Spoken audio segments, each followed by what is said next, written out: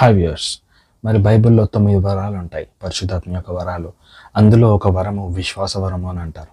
అయితే ఈ విశ్వాస వరం ఏం చేస్తుందంటే నీవు దేవుని కొరకు గొప్ప నిర్ణయాలు తీసుకోవడంలో నీకు తోడ్పడుతుంది, గొప్ప కార్యాలు చేయడంలో తోడ్పడుతుంది.